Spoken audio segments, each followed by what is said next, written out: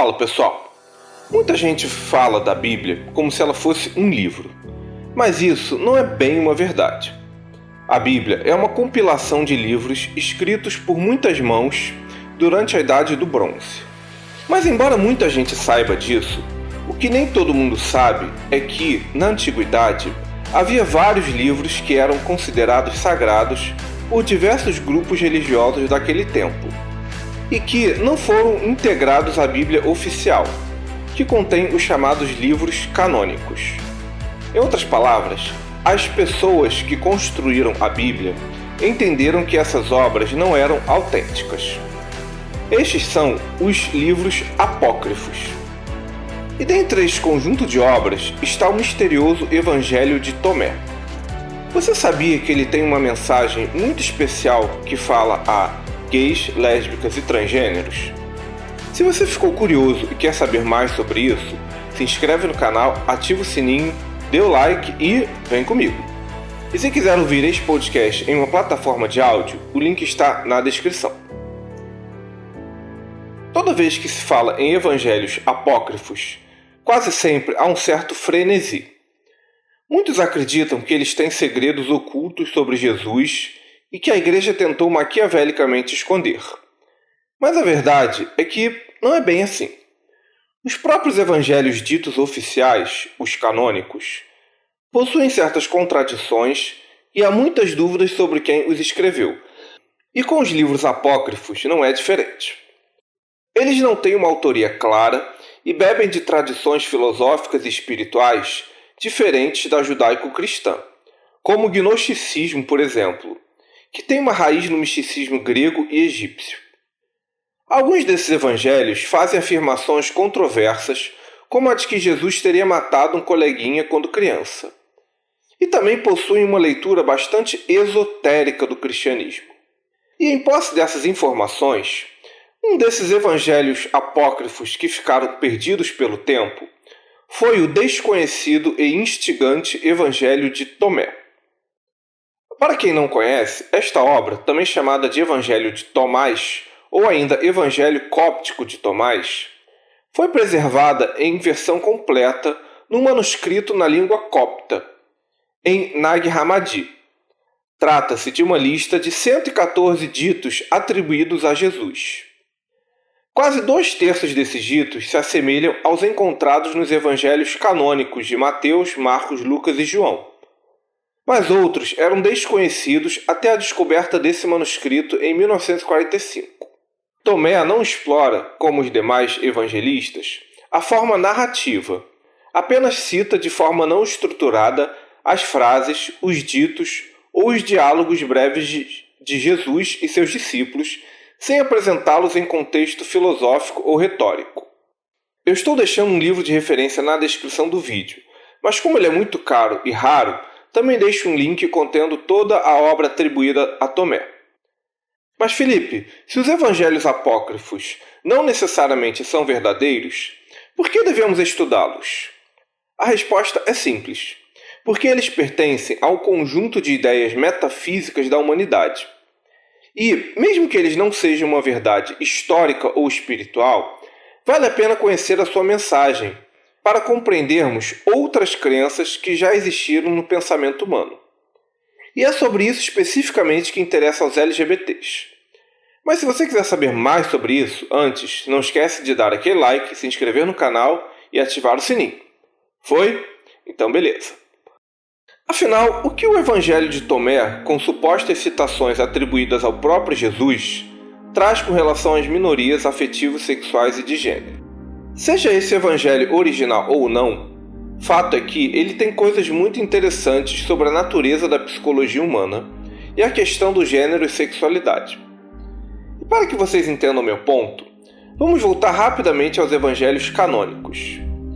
Na Bíblia que nos é conhecida, em Marcos, capítulo 10, há a seguinte frase alegadamente dita por Jesus, abre aspas, "Mas desde o princípio ele os fez homem e mulher.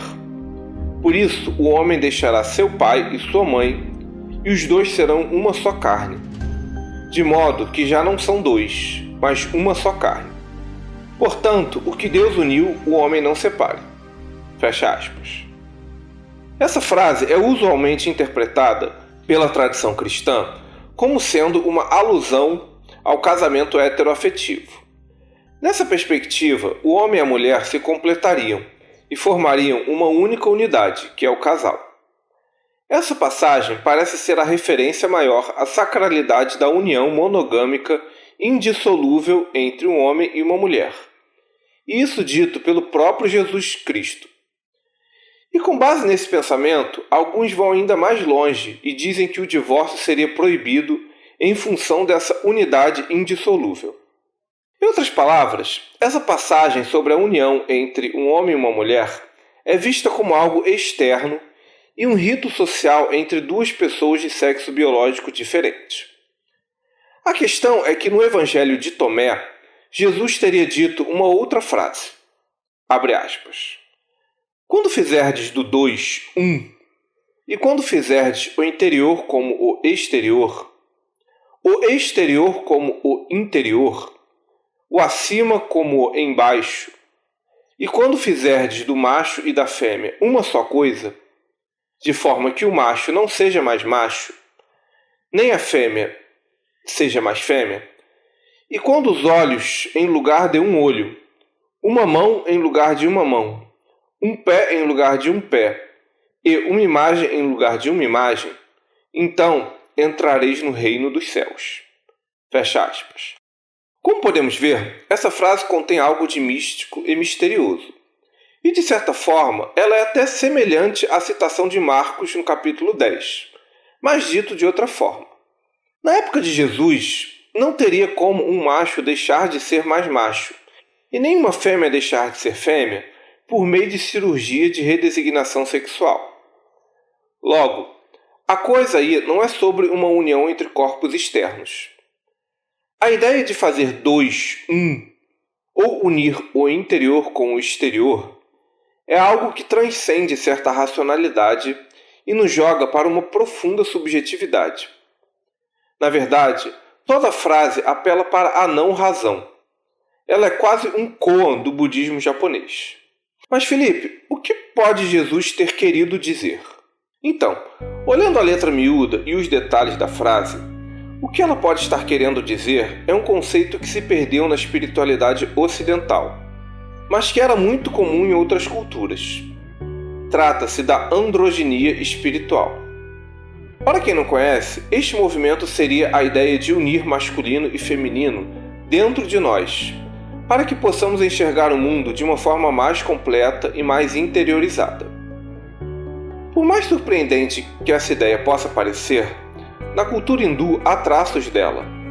No taoísmo chinês, ou mesmo no budismo, também há ecos dessa união entre masculino e feminino como um horizonte de uma consciência mais elevada. Se você reparar na iconografia budista ou hindu, tanto Buda quanto os deuses da Índia não são excessivamente masculinos. Eles são homens, mas ao mesmo tempo apresentam traços delicados que alguns interpretam como afeminados.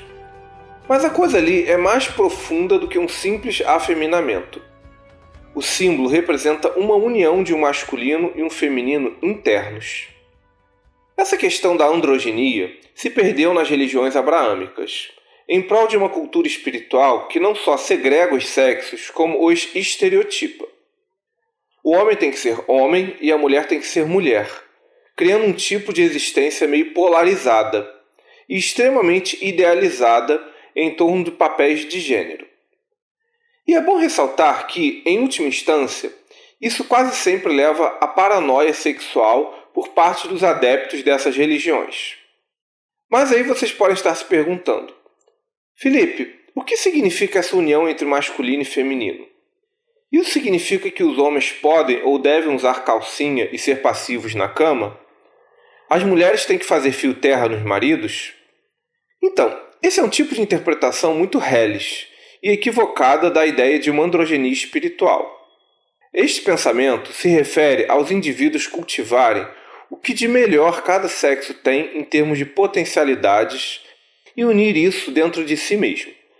É fazer do dois um. Este seria o casamento alquímico, uma ideia retomada pelos alquimistas medievais, mas que novamente se perdeu na história. Este seria o aspecto mais positivo desta noção. Porém, há de se ressaltar que, mesmo no campo da sexualidade, essa diversidade de polaridades e papéis na cama que homens e mulheres homo e heterossexuais experimentam ao longo da vida também pode ser compreendida à luz de uma androginia interior.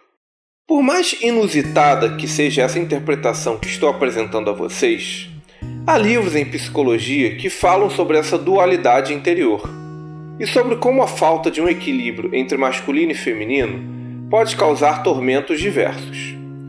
O livro da psicóloga junguiana June Singer, Androginia, rumo a uma nova teoria da sexualidade, cuja referência estou deixando na descrição, traz uma série de casos clínicos onde a contemplação da androginia interior como horizonte mental trouxe paz e alívio para muitos pacientes. E aí alguns de vocês podem argumentar: mas Felipe, eu discordo que o Evangelho de Tomé se refira à androginia. Ele se refere sim ao casamento entre um homem e uma mulher heterossexuais. Tá, mas se esse for o caso, por que o próprio Jesus não foi casado? E o que dizer das pessoas que ficaram solteiras pela vida? A vida delas não tem valor?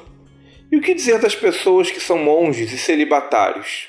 Eles também não têm valor? Ou seja, essa ideia não me parece muito inclusiva. Fato é que os historiadores apontam que Tomé esteve na Índia em algum momento da sua vida, um lugar onde essa ideia da androginia espiritual se fazia presente.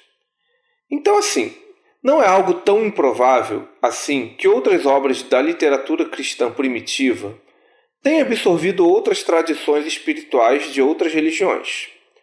E talvez até por isso não foram integrados à Bíblia oficial.